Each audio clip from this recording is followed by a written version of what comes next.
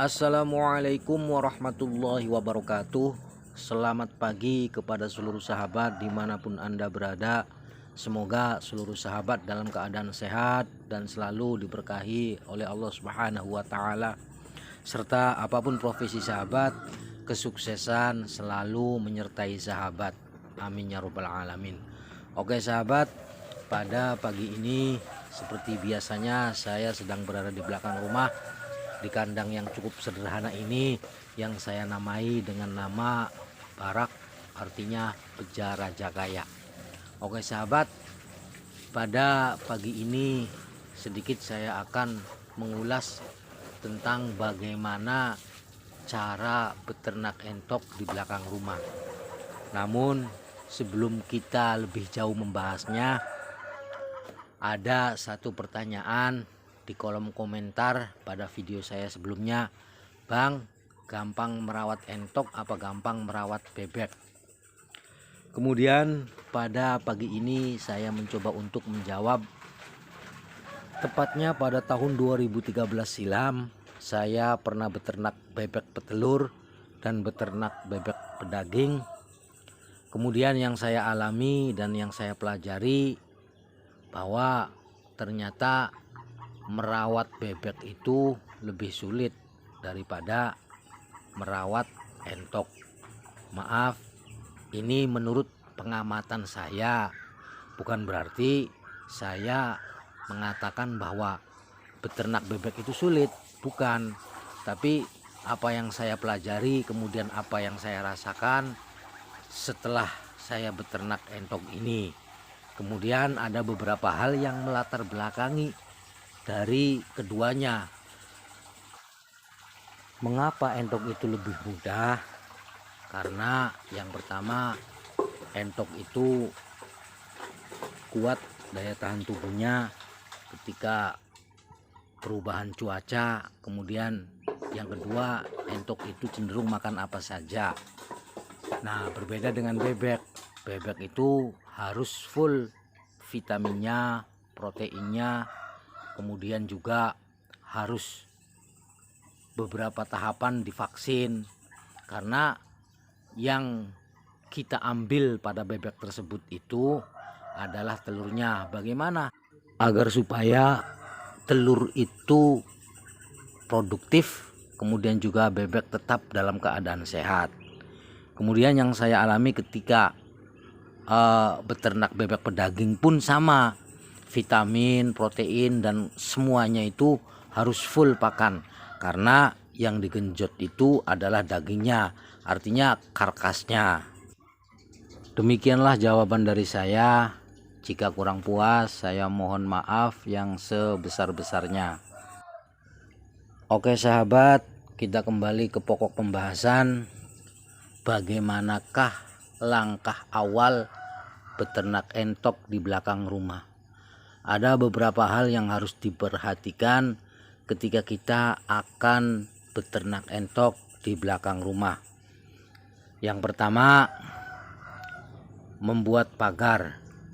Membuat pagar ini bertujuan agar entok kita tidak jauh dari lingkungan yang telah kita tentukan.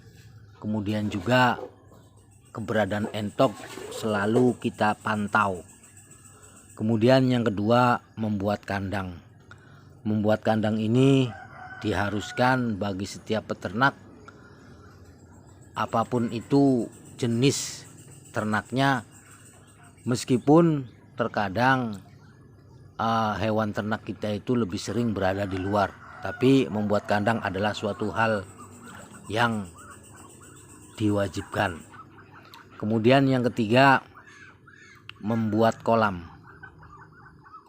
Bagi peternak entok diharuskan juga membuat kolam. Selain kolam ini dapat membersihkan tubuh entok, kemudian juga ada banyak manfaat pembuatan kolam ini. Silahkan sahabat semua lihat di video saya sebelumnya. Kemudian yang keempat, membeli entok. Jika kita ingin beternak entok pembesaran, maka yang kita beli adalah TOD ataupun meri. Kemudian jika kita menghendaki pembibitan, maka yang kita beli adalah indukan. Menurut hemat saya, sebelum hendak beternak entok, kita pikirkan dulu ingin beternak pembesaran atau ingin beternak pembibitan. Kemudian yang keenam, memberi pakan. Memberi pakan ini cukup simpel, mudah, murah, tapi ini sebagai campuran saja, seperti dengan eceng gondok, kedebok pisang, ataupun kangkung. Kemudian yang keenam, memberikan vitamin. Memberikan vitamin ini diharuskan bagi entok selain dapat mencegah penyakit, kemudian juga agar entok tetap produktif. Dengan memberikan vitamin ini, baik melalui vaksinasi ataupun dengan mencampurkan vitamin kepada pakan ataupun minuman. Kemudian yang ketujuh, membuat drainase. Membuat drainase ini bertujuan agar kandang kita ini tidak tergenang ataupun banjiran ketika datangnya musim hujan. Selain itu juga untuk pembuangan air kolam yang terdapat di kandang entok. Pada intinya pembahasan pada pagi ini, langkah awal beternak entok di belakang rumah. Yang pertama, membuat pagar. Yang kedua, membuat kandang. Yang ketiga, membeli entok. Yang keempat, membuat kolam. Yang kelima, memberi pakan. Yang keenam, memberi vitamin. Kemudian yang terakhir, yang ketujuh, membuat drainase. Oke sahabat, demikianlah yang bisa saya sampaikan. Jika ada hal-hal yang kurang sesuai ataupun kurang pas, saya mohon maaf yang sebesar-besarnya. Kritik dan saran juga gagasan masih saya nantikan. Tetap berpikir positif, kerja aktif agar rezeki kita tidak pasif.